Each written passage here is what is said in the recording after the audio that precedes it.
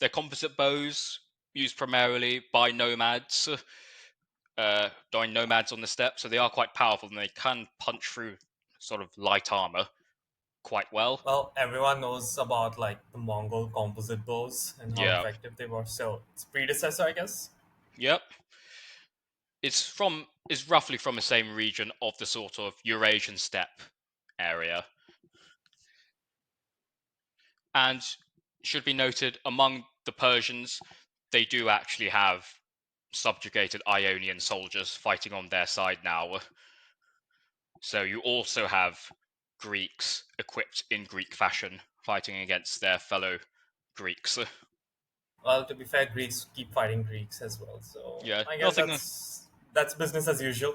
Yeah, nothing unusual about that other than the fact that they are fighting for the Persian Empire, which is of note. The Athenians, returning to the campaign at Marathon, the Persians have made landfall on the beach at Marathon.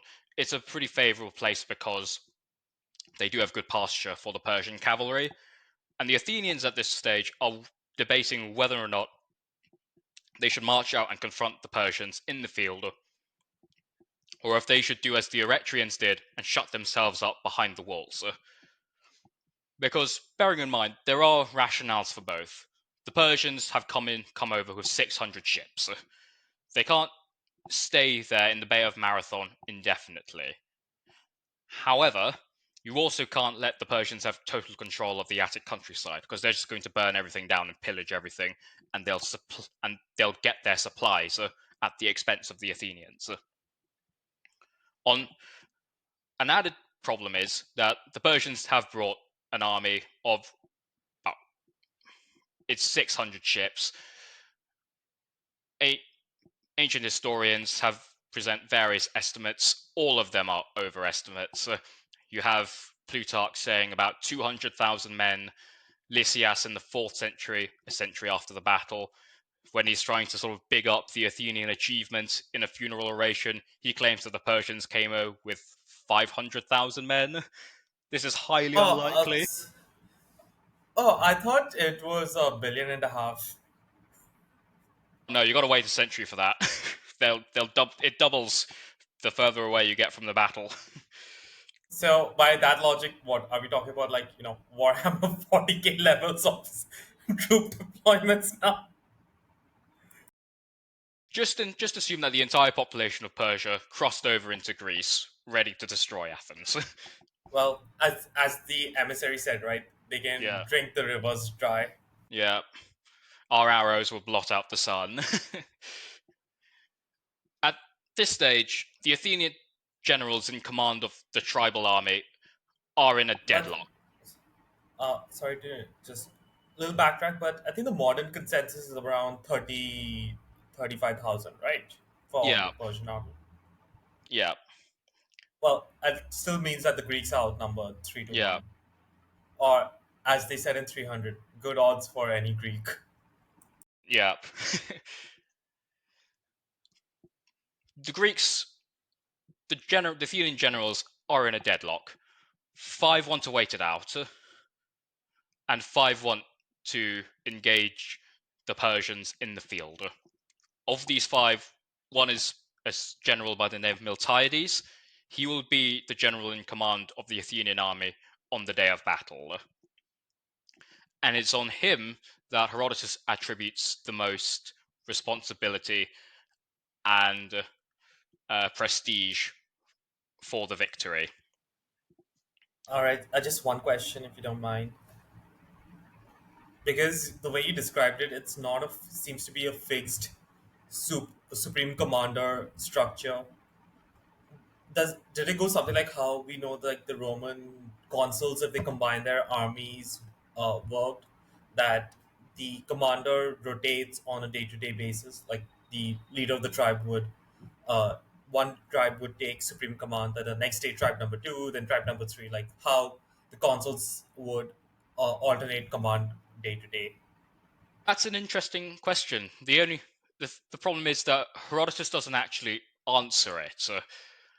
and we don't really have a contemporary source that says that the generals took turns. What we do have is Plutarch writing a few centuries afterwards does have this story where on the day of on one of the preceding days or the day of battle itself, it was actually a general by the name of Aristides the Just. It was supposedly his turn to take command of the army for the day. However, he sort of gave this day that he had to Miltiades, and then Miltiades came up with the battle plan that eventually defeated the Persians. So there is an account Lost that glory. there is an account that the generals do take turns. However, nothing contemporary. Or maybe like organized, like how, for example, like the Romans had. It was like a rule. So Yeah, this could have been an informal arrangement because generals tend to be quite specialized, educated individuals who tended to have known each other.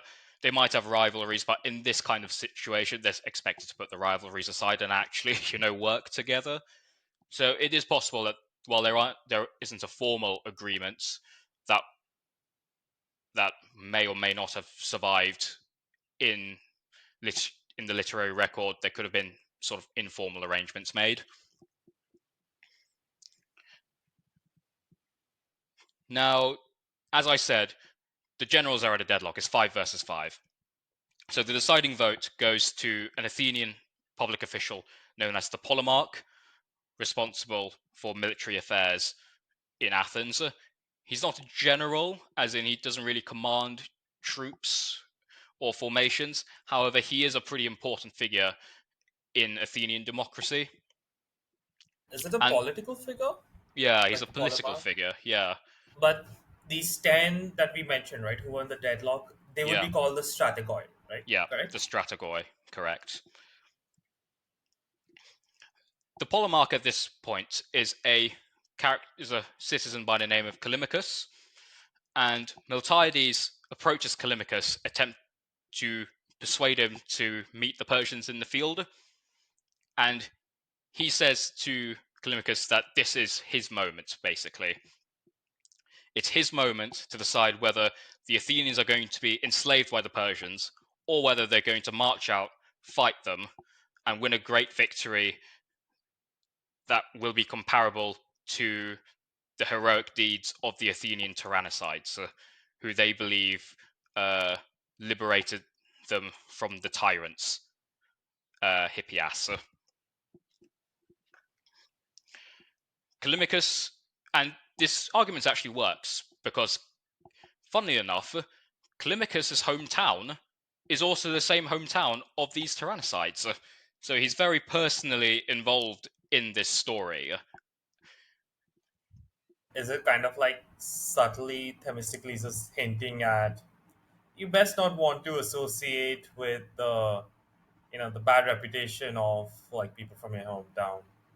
No, it's sort of it's more like these Athenian heroes who overthrew the tyrants, who sort of personally were involved in the overthrow of Hippias. So don't you want to have this opportunity where you can make this decision and everything and all of it's your responsibility and thus your sort of chance for prestige and glory, and you can be like these heroes from your hometown. Right. This So argument works, so and the deciding vote is cast. yeah, deciding voters cast, the Athenians march out to confront the Persians. They choose to confront them in the field rather than in the city. Now, initially, for several days, the Athenians are encamped on the heights above Marathon, overlooking the plain and the beach. And this is a situation that suits the Athenians quite well. It means that the Persians are bottled up in Marathon. They can't just go out and ravage the countryside and feed themselves off of Athenian supplies. Furthermore, the Athenians had also sent a runner by the name of Phidippides with a message to Sparta asking for help. And the longer that the Athenians keep the Persians bottled up there, the more likely the Spartans are to actually reach the battlefield and fight. The only problem delaying the Spartans is the fact that they're currently celebrating a religious festival, and so they're not going to be able to march out until the full moon. Could I just mention that the run Phidippides does to the Spartans, he covers 100, 240 kilometers in 2 days. Exactly. It is a major athletic achievement, and it's such an athletic achievement that there is a modern race called the Spartathlon, where you actually make the run from Athens to Sparta within the time limits. And if you actually complete this race, or if you win it, so you actually get your name engraved in like a plaque in Sparta.